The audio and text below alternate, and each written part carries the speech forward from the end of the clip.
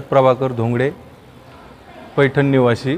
पैठणला जैन धर्माचा एक 4 ते 5 हजार लोकांचा कार्यक्रम घेतो आहे. आर्यनंदी बहुउद्देशीय सामाजिक संस्थेअंतर्गत महाराष्ट्र राज्य दिगंबर जैन सैतवाळ वधूवर परिचय मेळावा या कार्यक्रमासाठी 13 ऑक्टोबर या दिवशी पूर्ण समाज एकत्रीकरणचा विषय असल्यामुळं सर्व समाज इथं आपण गोळा करतो आहे.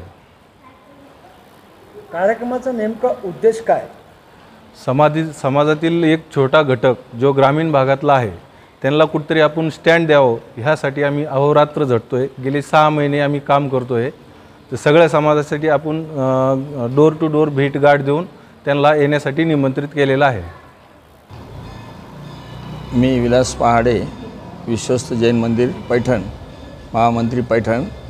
या संमेलनाला परिचय संमेलन जे होत आहे हे ग्रामीण भागाकरता अत्यंत महत्त्वाचं आहे. आणि ग्रामीण भागामध्ये जे जैन समाजाचे विखरलेले लोक आहेत, त्यांच्या मुली आहेत, मुलं आहेत, हे जे परिचय संमेलन सगळ्यात चांगल्या प्रकारे झालं पाहिजे अशी आमची सगळ्यांची इच्छा आहे. वास्तविक ग्रामीण भागामध्ये लोकांचा कॉन्टॅक्ट कमी असतो आणि तो कॉन्टॅक्ट कमी असल्यामुळे तो जो मधला लग्न करणारा जमवणारा माणूस असतो हे कोणी मिळत नाहीत आणि तो त्रासदायक विषय असतो. म्हणून मुलं मुली खूप असतात बऱ्याचशा ग्रामीण भागात असल्यामुळं जास्तीत चांगलं परिचय संमेलन होणार आहे असं मी सगळ्या भावना व्यक्त करतो. आणि 13 ऑक्टोबरला पैठण क्षेत्रावरच हे जे संमेलन ठेवलेलं आहे. भरपूर अशी जागा आहे, जेवणाची व्यवस्था केलेली आहे. सगळ्या लोकांनी या ठिकाणी उपस्थित राहावं जैन समाजाच्या मुलामुलींनी असे आम्ही तुम्हाला आवाहन करतो. आणि पैठण क्षेत्र विश्वस्त मंडळातर्फे जास्तीत जास्त सहकार्य करण्याचं आम्ही प्रयत्न करू. आपल्या पैठण शहरामध्ये आपली शाळा चालवतो, तसं औषधालय चालवतो. ग्रामीण भागातल्या लोकांना जास्तीत जास्त हे करता येईल, सहकार्य करायचं तेवढं सहकार्य करण्याचं विश्वस्त मंडळ पैठण क्षेत्र सहकार्य करत असतं. जय जिनेंद्र.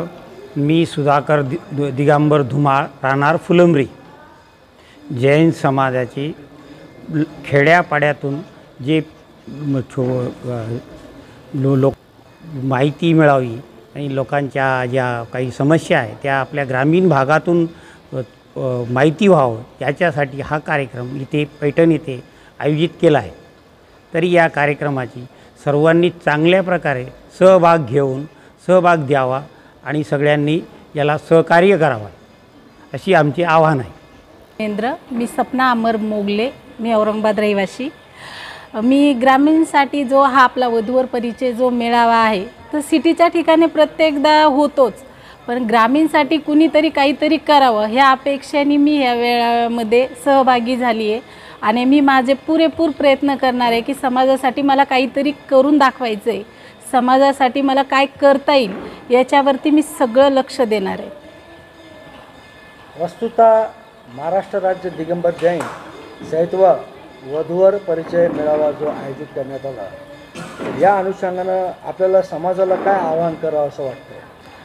समाजामधलं सगळ्यात मोठं जे म्हणजे आईवडिलांनी जे एक बीज धरलेलं आहे की बाबा माझा मुलगा आहे किंवा माझी मुलगी आहे, तिला एज्युकेटेडच पाहिजे किंवा तिच्यासाठी अशीच फॅमिली पाहिजे, हे जे आहे तर हे समाजाने कुठंतरी त्याला एक थोडंसं एक बॅकअप घेणं म्हणतात, तर ते त्यांनी जो आवर्जून घ्यावं. आणि प्रत्येकाने आपले समतोल राखून जर ह्या गोष्टी केल्या तर त्याच्यामध्ये बऱ्याचशा गोष्टीला प्राधान्य चांगल्या प्रकारे आपल्यालाही मिळेल आणि त्यांनाही मिळेल. बाबाराव संगवे, धनगाव रहिवासी. आम्ही ह्या गोष्टीसाठी 1 वर्ष पहिल्यांदा निर्णय ठेवला.